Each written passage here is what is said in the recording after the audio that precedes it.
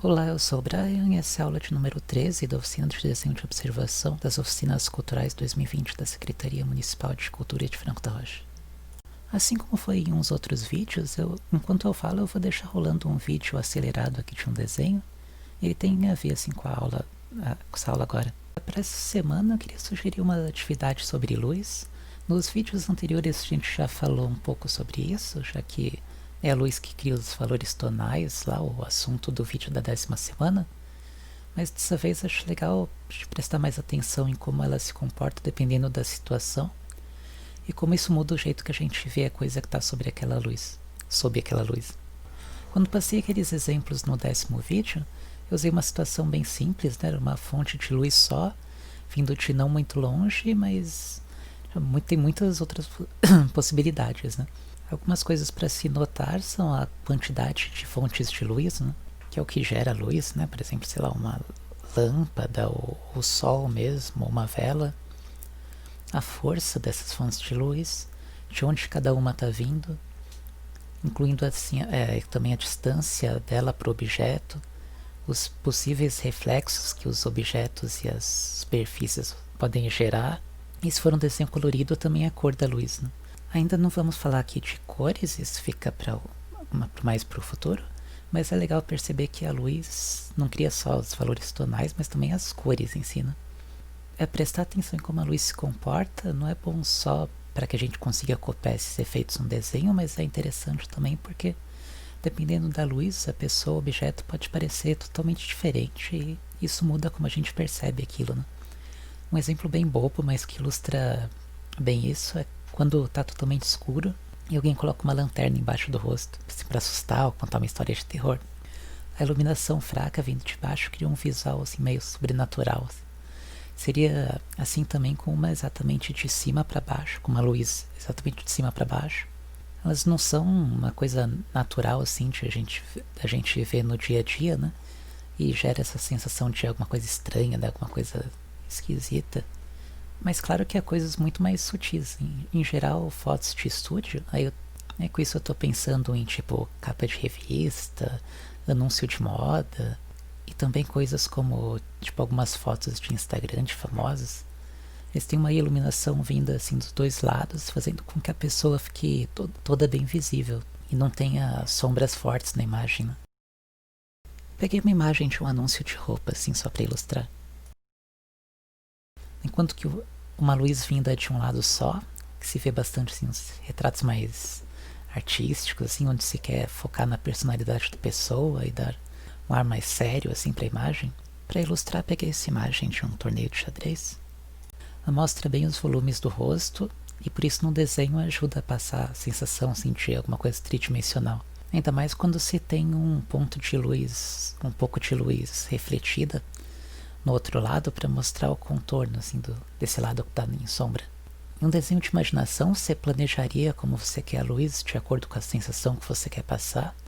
E como aqui a gente está fazendo o desenho de observação, a gente pode organizar os objetos, né, e a luz como a gente quer antes de começar o desenho, se for uma coisa que a gente tem controle, né?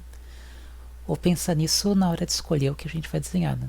Ainda mais porque quando a gente se desenha coisas sobre a luz do sol, por exemplo, a gente tem que considerar que ela vai mudar ao longo do desenho. Tanto por nuvens, que podem causar mudança assim, mais passageira, quanto pela mudança na posição do sol, que essa já é permanente. Né? Por isso, se tiver, vamos dizer, desenhando uma rua ou casa e ver algum efeito interessante de luz, é uma boa ideia fazer o rascunho de como estão a luz e as sombras antes de... assim, o quanto antes, né? Antes que ela mude. Você também não precisa ficar totalmente presa, né? Ou preso ao que está olhando. Uma coisa que pode ser interessante é misturar a observação com a imaginação e mudar a iluminação assim, da cena que você está vendo. Mas claro que se puder, é bem mais simples mudar a luz. Assim, colocar a mesma iluminação na vida real e só depois desenhar já a partir da observação certinha. Né? E do mesmo jeito que é para os objetos e para as pessoas, desenhar de observação e com isso, né, você vê muitas variações de como a luz se comporta na vida real, ajuda bastante a fazer coisas de imaginação depois. Nesse desenho do controle que eu tô fazendo, por exemplo, eu fiz uma versão primeiro com a iluminação como eu tava vendo, e depois eu tentei imaginar assim, como seria outro tipo de iluminação. Mesmo quando se está fazendo uma observação mais direta, pode ser legal exagerar um pouco assim, os efeitos de luz para aumentar assim, a dramaticidade da cena, deixar mais intensa, né? Interessante de se ver, ou mais simples de entender, dependendo. Ou até mesmo fazer uma iluminação que não tem muita relação com o que aconteceria assim na vida real, com aquela luz, desde que isso ajude o desenho a passar melhor o que você está querendo mostrar e fique algo interessante assim para você. Quando você faz um desenho preto e branco puro, então, sem cinza nenhum, isso vira meio que uma necessidade, né?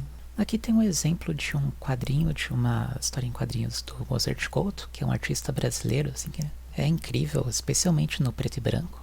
É bem interessante, assim, como ele deixou a luz. Teoricamente é uma cena, assim, em luz natural, né? Uma cena em espaço aberto. E deixou de um jeito bem extremo, assim, para destacar mesmo esse momento tenso lá na história. Talvez para alguns esse assunto de luz e sombra pareça alguma coisa muito bem simples, né? Mas pode acreditar que, assim, é uma coisa que pode ficar bem complicada. E até por isso mais interessante, né? Assim, do que parece assim à primeira vista. Principalmente quando se tem mais de uma fonte de luz. Né?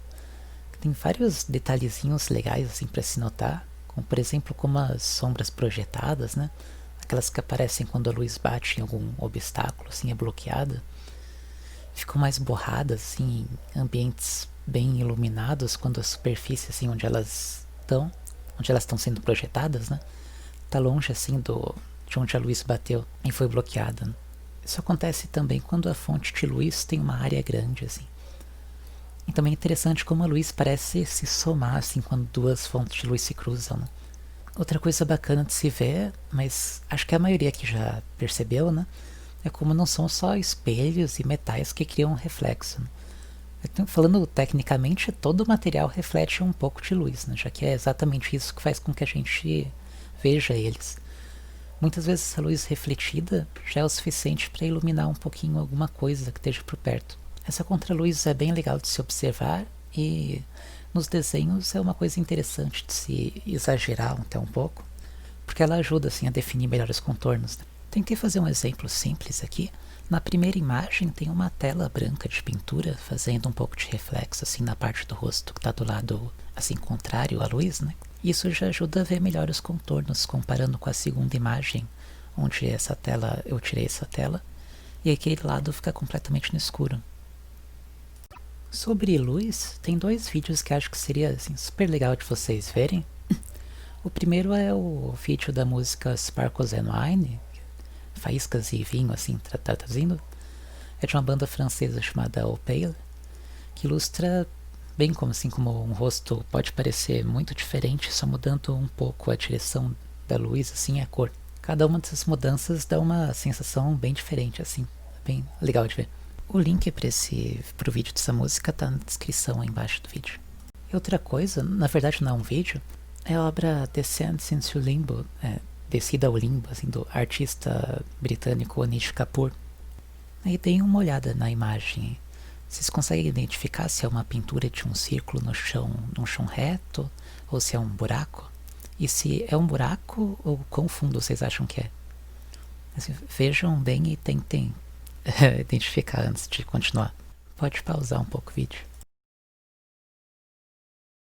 Ele usa uma tinta super preta, assim, é uma das substâncias mais escuras que conhecidas, assim. Por isso é impossível perceber só olhando, mas é um buraco de 2,5 metros. Como essa tinta ela reflete uma quantidade muito, muito pequena de luz, por isso a gente não consegue ver nenhum detalhe, nem contorno. Assim.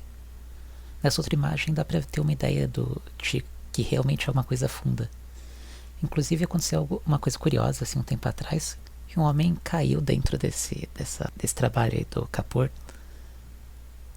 O Kapoor, infelizmente, ele fez uma coisa que não é muito legal. Ele conseguiu uma licença exclusiva para usar essa tinta assim para coisa de arte. Né? Só ele pode usar essa tinta para arte. Mas tem outras similares. Né?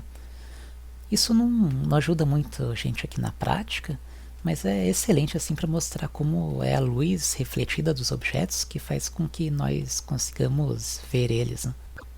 Aí de ideias para a semana, acho que uma coisa legal para vocês fazerem essa semana seria ver filmes, séries, clipe de música, assim, ou até observar coisas da vida real mesmo.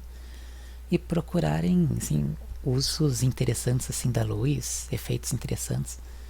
E tentar também perceber como isso influencia o jeito que você vê aquela cena, né? Vocês podem pegar imagens e compartilhar lá no grupo do WhatsApp. E também pode ser legal reproduzir isso em desenho, né? Afinal, além de praticar, isso ajuda também a gravar melhor na memória que a gente está vendo ou estudando. Outra ideia muito bacana assim é vocês escolherem um objeto, um lugar, sei lá, uma pessoa e fazerem vários desenhos assim, cada um com uma iluminação diferente. O ideal seria fazer alguns assim mudando a luz na vida real, né? Por exemplo, escolher horas do dia diferente para desenhar no sol, se não usar lanternas ou uma luminária, ou usar mais de uma fonte de luz, assim, pegar uma coisa um pouco de sol e um pouco, sei lá, de uma luz de uma lanterna, ou colocar alguma coisa perto para criar um pouco de reflexo, enfim. Mas como tem muita coisa que não dá para fazer assim, né? Não dá para planejar na vida real, vocês podem também fazer outros com uma luz imaginada, né? Como eu fiz assim naquele desenho do controle de videogame. E é isso para essa semana. Espero que tenha sido interessante.